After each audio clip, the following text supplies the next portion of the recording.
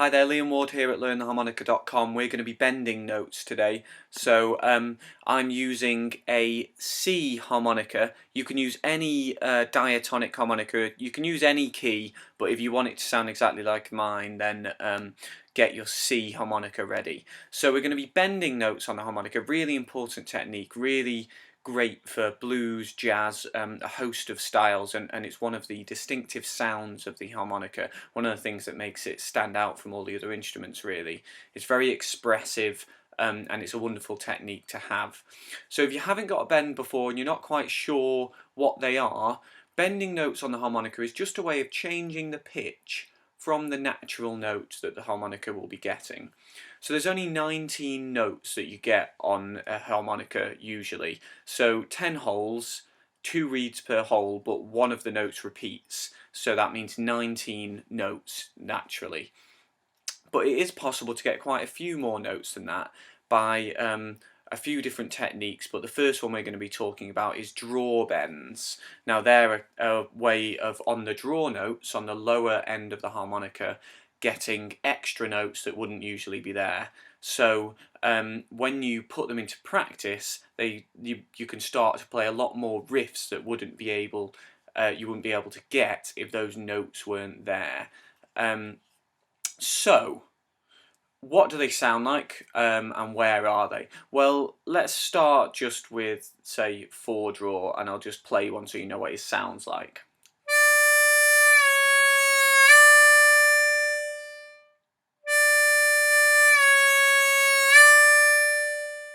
So the natural note,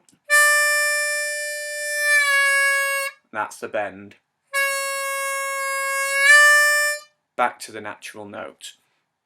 Now I've done that on 4 draw. 4 draw isn't the only hole that you can do this on. You can actually bend the bottom 6 draw holes. So on the draw notes on the bottom 6 holes you can bend. There'll be a diagram coming up on your screen now, and you'll see the extent to which you can create bends on those holes. So 4 draw that I just played goes down a semitone. Now that's just the smallest unit within sort of Western music. So on a piano, adjacent keys, 2 keys next to each other, are a semitone apart. So it's like going down to the next key.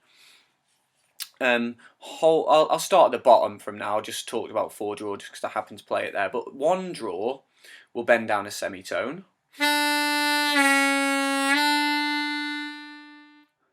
2 draw will bend down 2 semitones, or in the picture it says a tone. I hope you can read that. A tone is just 2 semitones.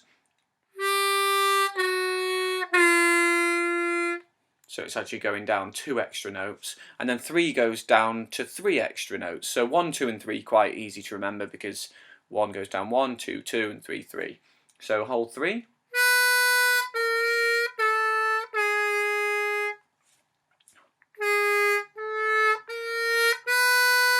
And then 4 draw, as we did before, it just goes down a semitone.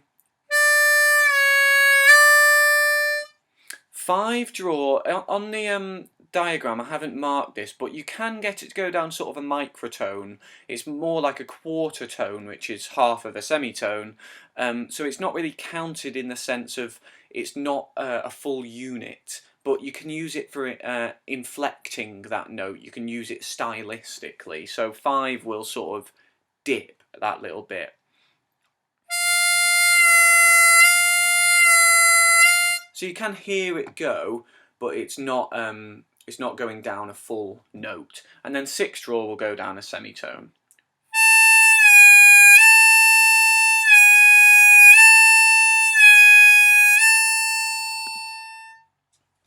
Okay, so the point of being able to get these is one, that you can inflect the notes, as you can with that 5 draw. You can use the other bends to just get an inflection on the note, so so that it has more style to it, more substance, feels more natural.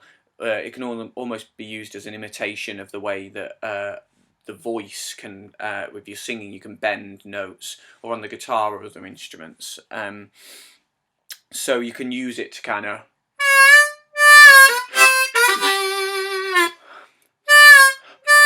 put that little bend on the 4 draw. like that. But you can also use them as actual extra melodic notes, so you can play things that weren't possible before because those notes are available all of a sudden with this technique. Right, that's enough on the point of having bends. Let's talk a little bit about how to get them. So, you've heard me play the bends, so you've got a sense of what they sound like. Let's get an idea of what we're actually doing. I'm going to talk about a couple of different ideas for actually getting these notes. And the first one is if you can whistle inwards. So if you can do an in-breath and whistle, and then you can change the pitch of that note down, that's very similar to bending technique. So if you take a note and whistle it on an in-breath, so like that, I'm going inwards, it's hard to tell from a video, and then try and dip the pitch of that.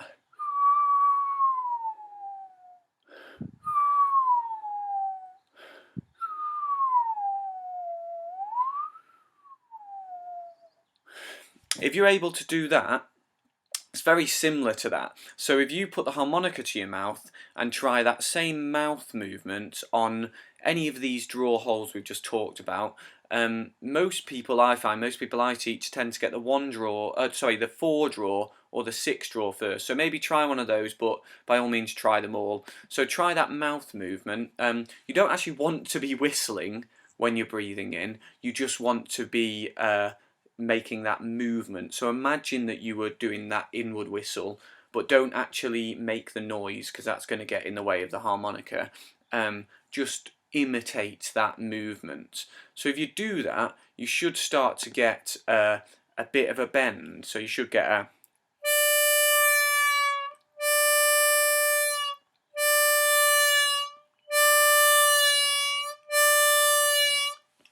Now it's most likely only to bend a little bit like that. It's not going to go as far as...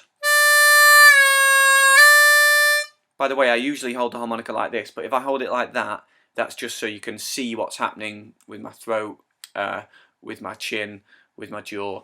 So yeah, it probably won't at first go down as far as that. You'll probably get a sort of...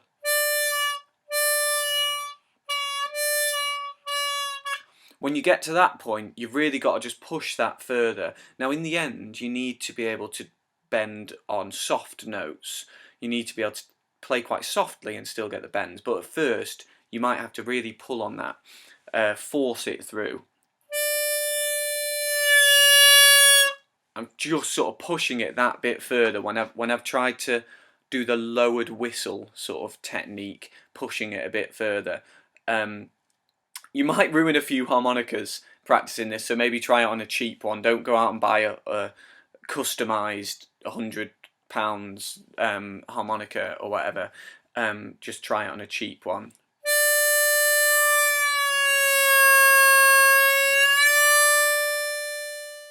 So you can see my jaw lowers, and there's a lot more tension here than when I'm playing a natural note. Very loose, very relaxed.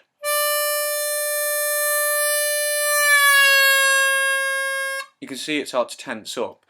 Now, if you're used to doing that inward whistle and the changing of pitch, you'll notice that it's a similar movement. Hence, I'm telling you to try that.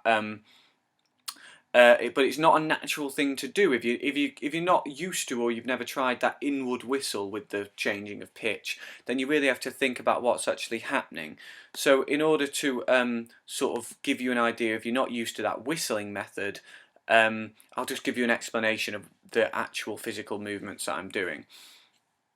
So the jaw lowers, and I go from sort of a so my natural note would be kind of. And then to get the bend,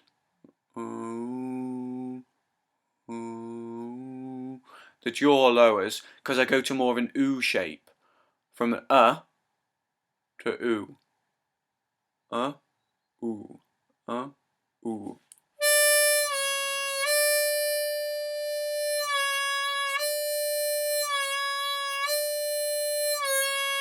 like that. But the jaw on its own won't do it. You need to drop your tongue as well. So my tongue is down at the front, which means it's kind of raised at the back. So the tongue dips a bit like that. When I get in the bend, the tongue dips down. And as I said before, there's a lot of tension in your throat. So you need to work on controlling those, and controlling all those things at once is quite difficult. The other thing you'll notice is the harmonica is moving slightly away from me.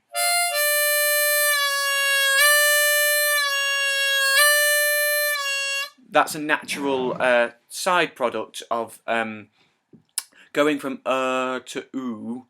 When you do that, your lips push out and the harmonica gets further away. When you're playing normal notes, your harmonica will be slightly further into your mouth, but when you bend, you'll push it out a bit. You do need to place it back in there for the natural notes, otherwise that's going to affect your tone on your natural notes. So that's the two ways that I kind of think of bending, and that's the two ways I'd look to try it if you're trying this for the first time.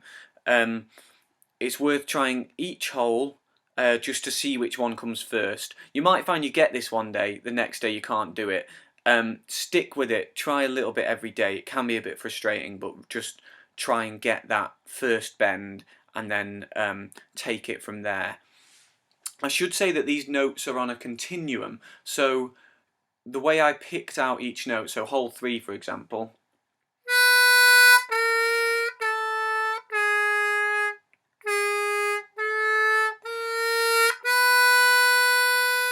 the way I'm picking each note out is an artificial boundary. I'm plugging them in. Naturally, it will just go up and down.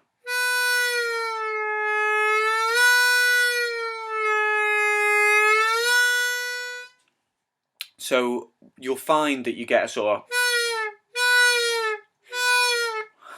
You could really do with some sort of reference, so a piano, a guitar, some other instrument, in order to tell exactly how far down you're going in terms of those notes. So on 3 draw, are you hitting the first bend? Are you slightly further than that? How far down are you? It really helps to have that reference point so that you really know how far you're getting. So I hope having a go at that, you start to get a bit of a bend on the harmonica, and you can add that into your playing. It's really nice. It's a really nice technique to have, and it's really useful, especially for playing blues. You can start to get these really sort of bluesy riffs.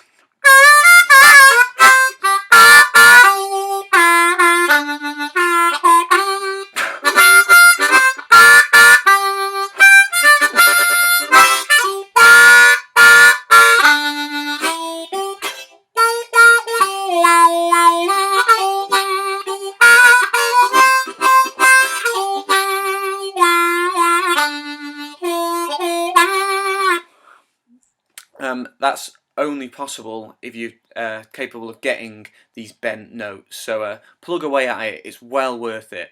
I hope this helps. I might be back with a lesson on blow bending later on, which is a different kind of bending up the top end of the harmonica. But good luck with this, and I'll see you down the line. Cheers.